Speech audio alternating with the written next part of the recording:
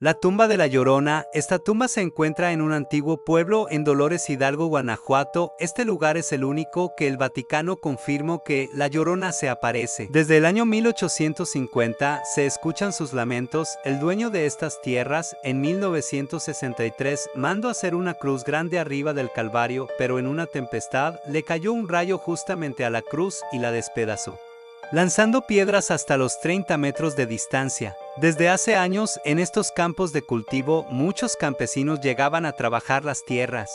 Cuando todos los campesinos regresaban a sus casas en su recorrido por estos seres ranchos, escuchaban quejidos y lamentos de una mujer de blanco. La veían flotando con un velo muy delgado entre los campos. Iba sollozando el popular llanto. Muchos de estos campesinos les contaban a sus familiares que la escuchaban. Muchos de ellos aparecían sin vida o simplemente desaparecían. Así se creía que la Llorona se los había llevado. Cerca de estas tierras había un río en el que aparecían los cuerpos de los campesinos. Ya cansados de lo mismo, los dueños de estos campos trajeron a frailes españoles que eran representantes en esa época de la Iglesia Católica. Ellos no podían decir que había hasta que hubiera pruebas antes de proceder, así que mandaron a los frailes a que se quedaran a dormir durante una noche. Uno de ellos, en su recorrido, escuchó unos lamentos desesperados de una mujer. Al día siguiente dijo lo que pasaba: yo he escuchado gritos y lamentos, incluso miré a la mujer de blanco pasear por los sembradíos hasta llegar al punto donde ahora está la tumba.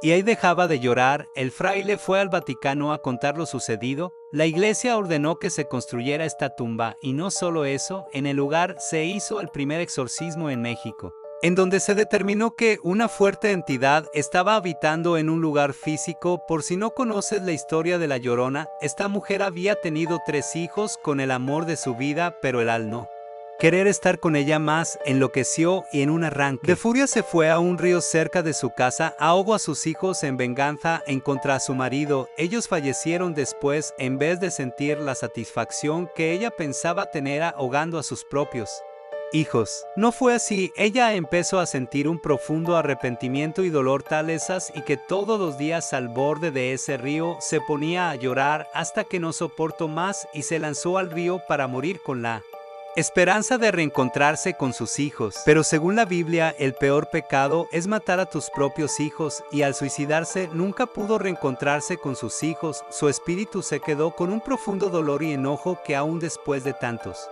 años sigue vagando en busca de sus hijos.